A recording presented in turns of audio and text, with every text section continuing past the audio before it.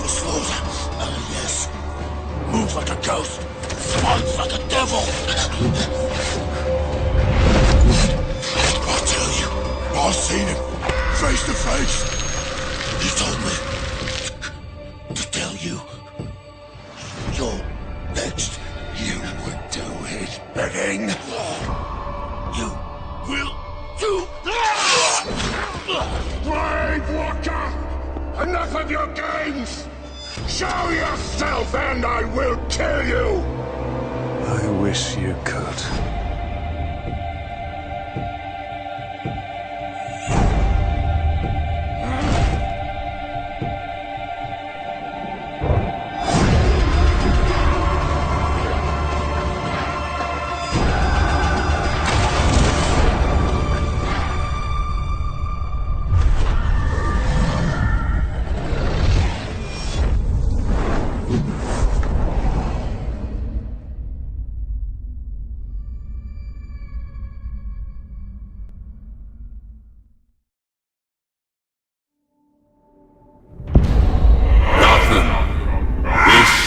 Is your only warning.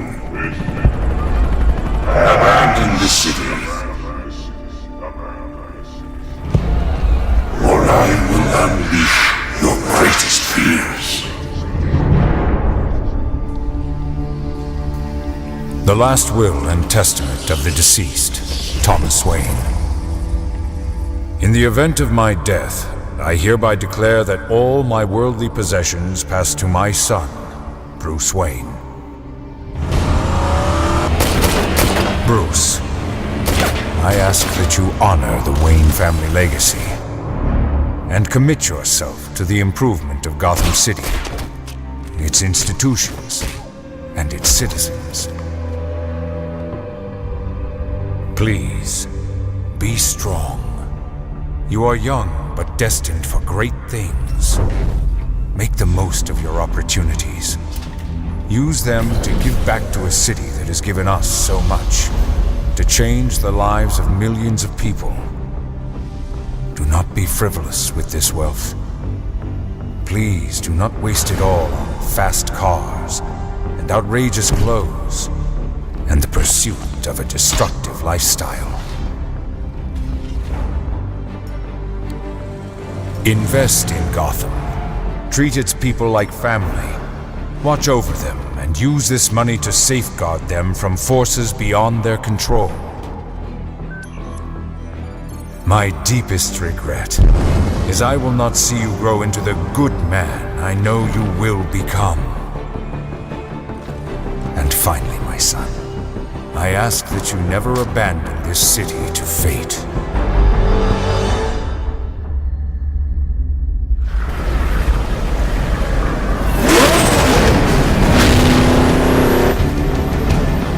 We have lived through dark days, and no doubt there are more to come. But it is the good and great men who stand up for Gotham when others turn and run. In death, I will love you forever. Your father, Thomas.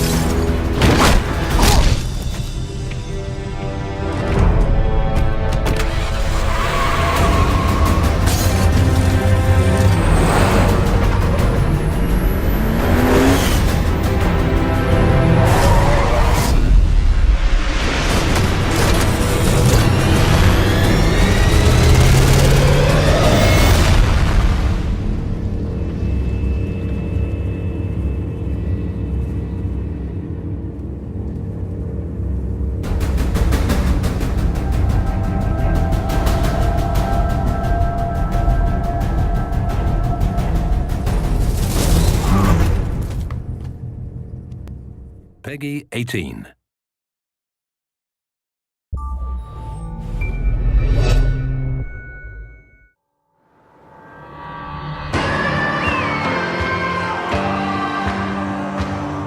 The city is in chaos. We must turn the tide. Hear the wind calling me to leave this place. Yet here we are standing round face to face. The time has come to show and prove for being one. With all you thought you knew coming undone. Is that you reaching or you wanting to run? Stand down or show down, baby, let's get this done.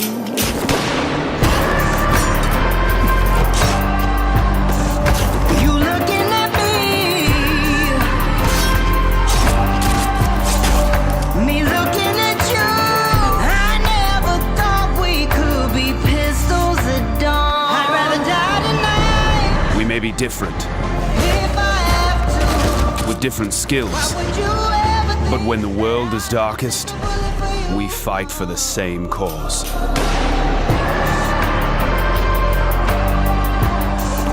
You looking at me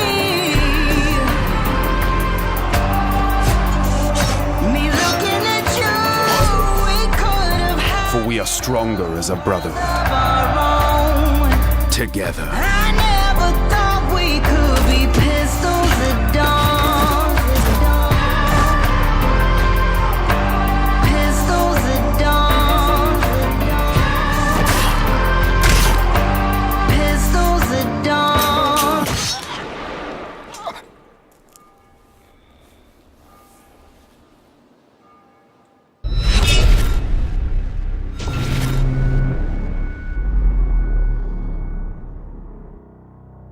Peggy 18. I swore to uphold the tenets of the Creed. To never compromise the Assassin Brotherhood. To stay my blade from the flesh of the innocent.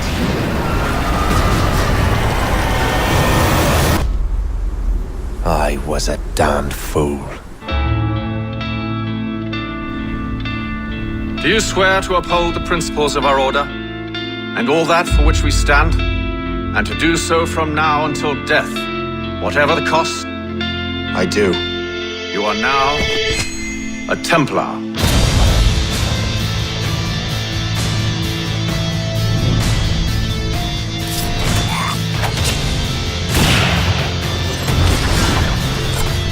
I had such hopes for you, Shay.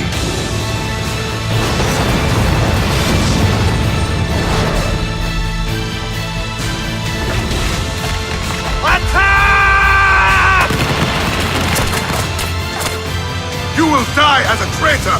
Who are you to decide what city falls next? Right or wrong, Shay, you betrayed the Brotherhood, Achilles, and me. I will not let you destroy everything we have built! This mad grab for power. It ends now.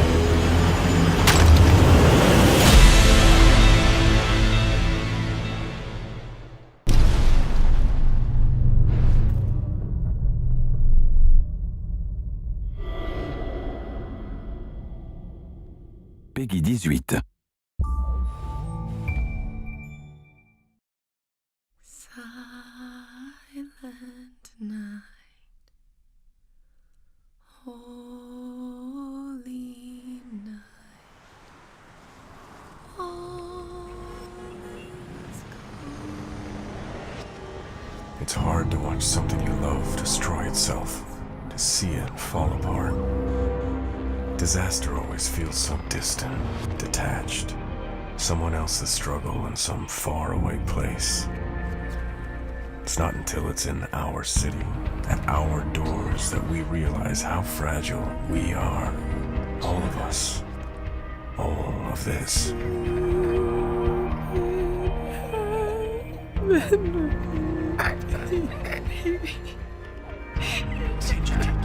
No, baby, Steven. I'm here. Mommy's right here. Angie. No. Please. I love you, Marcus. Sarah.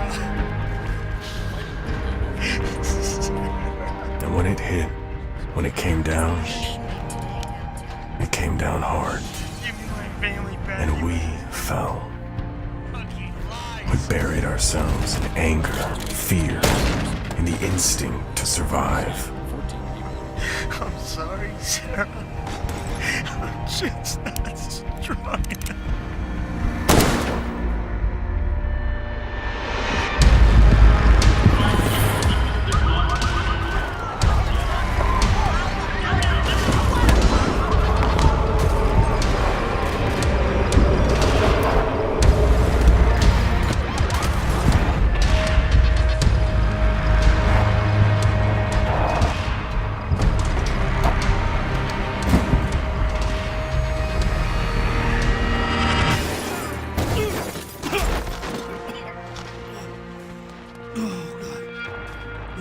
Where's the drive, son? Please no more. And the real truth is, no one watched. No one saw, wanted to see.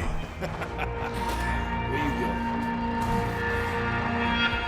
Tragedy is invisible. People turn away from it and run from it if they can. And it's hard knowing that you belong here. That your purpose lies amongst all this pain. But someone's gotta be there to pick it up, to push back, put the first piece back together, put us all back together.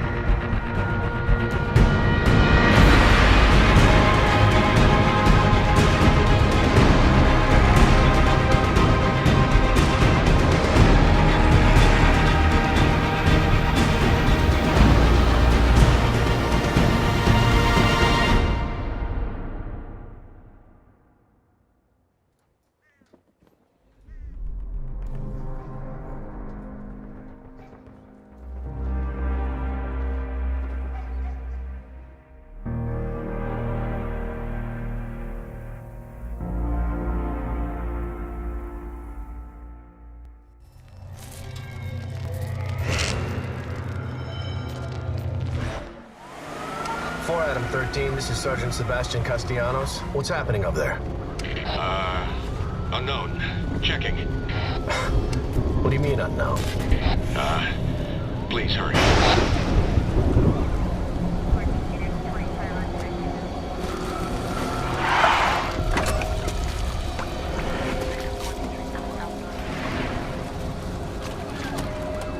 Where the hell is everyone? There are no weapons left in their cars. There's no one here to report in. That smell. Smells like blood. All right, stay sharp. It's the police. Anybody there? This is unbelievable.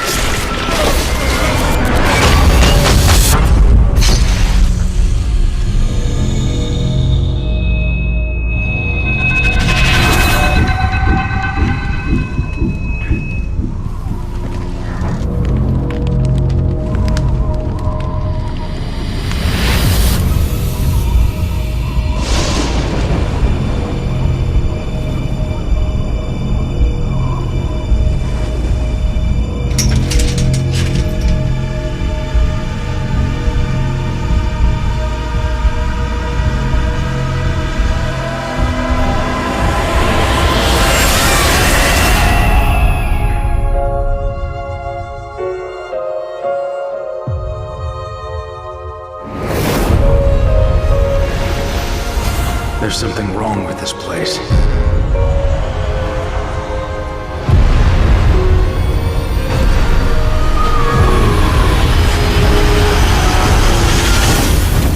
God damn it!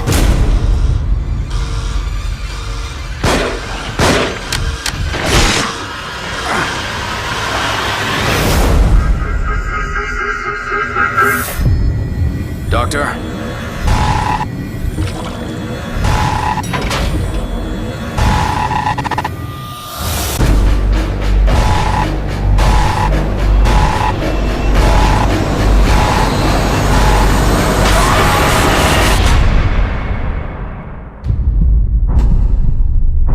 Am I going crazy? Will you be able to live with yourself knowing what I'm gonna make you do?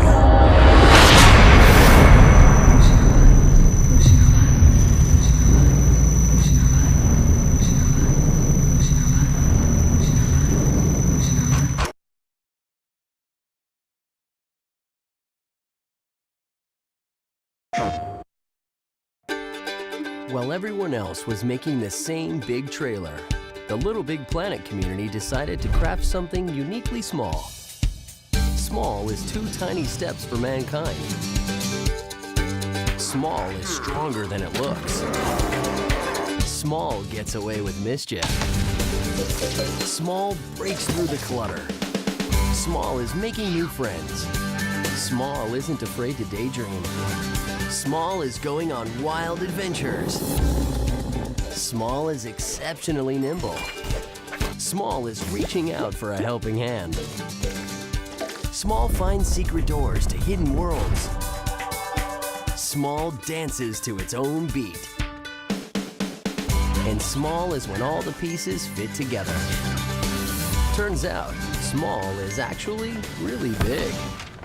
Little Big Planet 3. Stand small.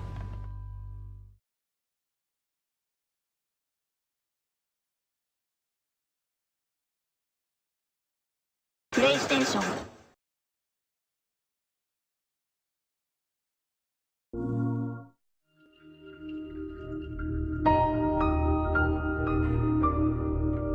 I was always kind of dreaming of this game since I've been a kid, you know, in a really real way.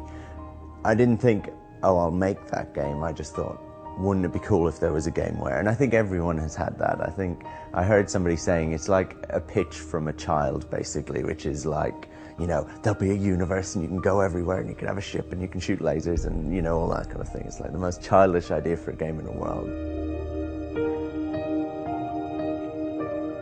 And it was really fueled by sci-fi as I had always experienced it, which was books that I'd grown up with, like actual science fiction. We always knew that we wanted to make No Man's Sky. At the time, that was called Project Skyscraper, because we were a big, ambitious name for it. But we always knew the type of game we wanted to make, and we'd known it before we even started Hello Games, and we had talked about it at that point. And we knew that Joe Danger was going to be a stepping stone towards that. The Joe Danger series, which was like 4 games in the end, like 2 on console and 2 on mobile, they were like a complete labor of love, you know. Like, I love those games still. A lot of people did, and they were way more successful than we thought they would be or had any right to be, because we were so terrible at everything apart from making games.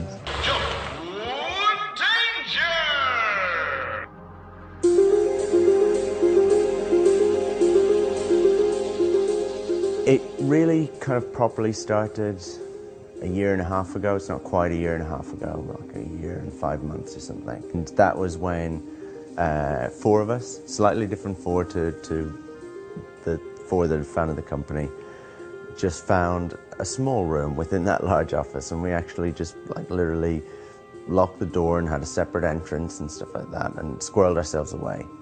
And we started working on a prototype for No Man's Sky.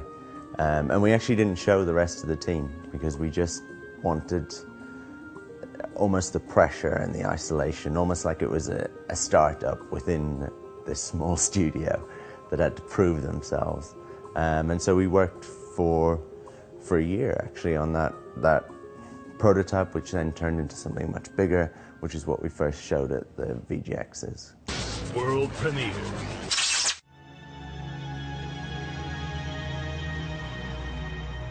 Christmas Eve, I got like a text and then a call saying like the office is starting to flood. This kind of space that we'd done up ourselves and everything that was like, you know, kind of quite personal to us, I guess, was pretty much kind of wiped out within a few hours, basically. And we were back on our feet in a really crappy, lo-fi way. You know, within a couple of weeks, actually, we were set up, and that was definitely like indie development in like a microcosm. It was like the highs of like, you've announced a game, people love it, you know, you've been flooded, you're destitute, everything's gone, it's wiped out, go bankrupt. So yeah, it was a crazy couple of months, but man, like my faith in the community, like games, the community in general, was completely restored at that point, you know. And times like this at E3, we've had so much positivity about the game, you know, like you just never see that, where people really get behind something in such a big way. And that's massively, massively meaningful to us and really fuels you.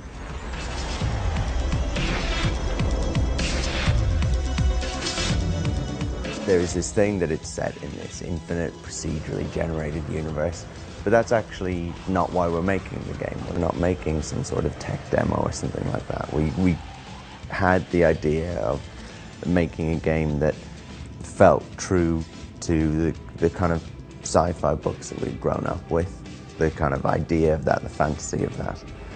And we wanted to deliver on that, and to do that we had to create the universe for you to explore, because that's the feeling that we wanted you to have for one of the first times in games to actually land on a planet and for nobody to know what was on that planet.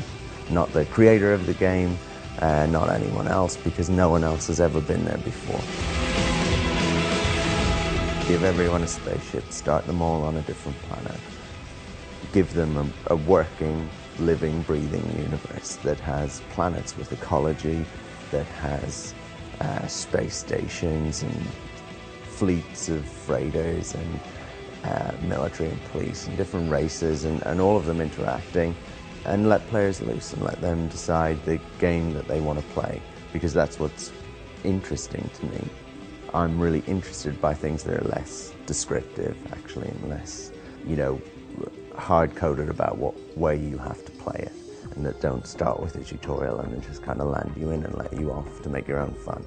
Having said that, it isn't just like some sort of empty blank canvas. You know, there is a lore to the universe, and there are decisions that we make based on that, and it has a personality. It is generally a pretty dangerous place to be, as it should be kind of for sci-fi. It isn't just some ambient utopia, right? You are always in danger. Actually, everyone starts on a different planet, but everyone starts on a different planet on the outside edge of the galaxy. And they all share that same galaxy. And for most people, they will try and make the journey to the center of the galaxy. And there's a reason why you would want to do that. But that is a journey that they will undertake, and to do that, they will need to upgrade their ship, upgrade their weapons, upgrade their suit, and they will need to plan, and they will need to cooperate with other players to an extent, and they will actually need to be quite clever. And there is a game beyond that, and you can continue to play. But for a lot of people, that's the core journey that they will be on. They will think, I started out with the smallest, crappiest ship you could imagine, and I got to a point where I could get to the center of the galaxy and see what was there. And we want that to be significant.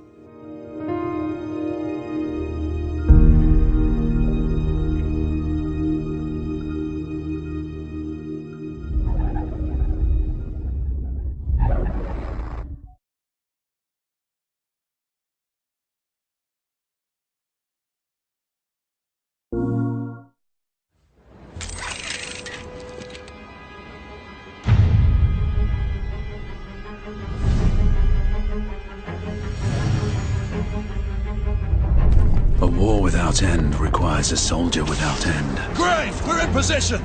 Move out! I once believed it. Take his arms. But in this age, the convictions of a knight hold little comfort. Not when I fight those I once bled to protect. Go! And still bleed to protect a peace that was lost long ago. Igraine, Lafayette, I'll need you to provide cover. As we wrest hollow victories on the streets of London.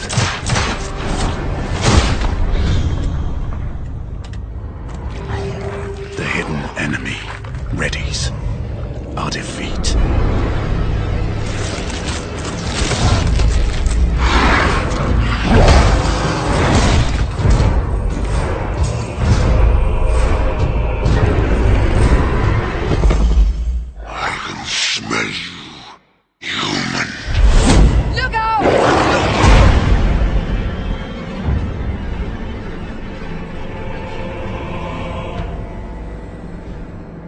Save your prayers, Lafayette. There is no God to help him.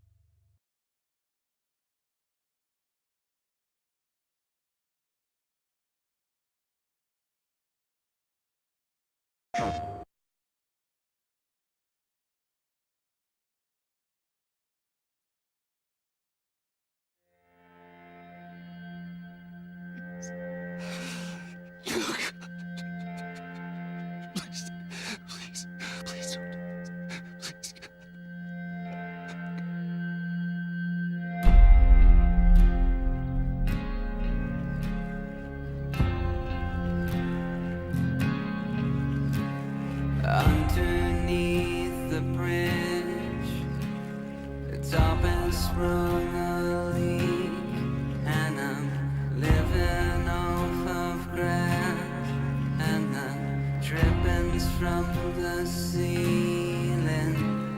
It's okay to eat fish, 'cause they don't have any feelings.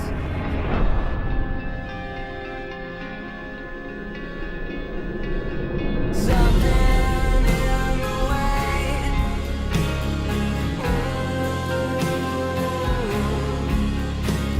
something in the way, yeah.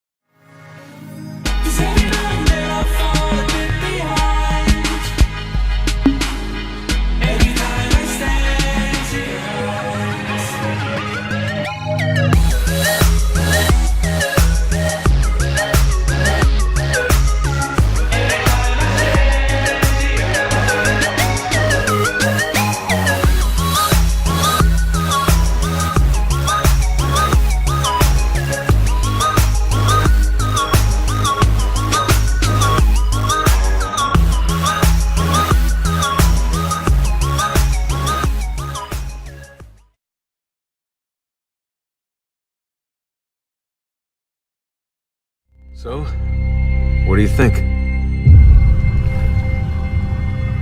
It's a lot to take in, kid. Where do I even start? You've been out of the game for a long time. Or maybe I need to remind you the kind of people we'd be crossing here. Sully, I know the risks. But come on, it's a surefire plan. Yeah. If there's one thing I've learned in all these years, it's there's no such thing as a surefire plan. I don't really have an option here. You know that. And yeah, maybe you're right. I've been out of the game, but I need back in. So can I count on you? One last time. All right, kid. Let's go do it. One last time.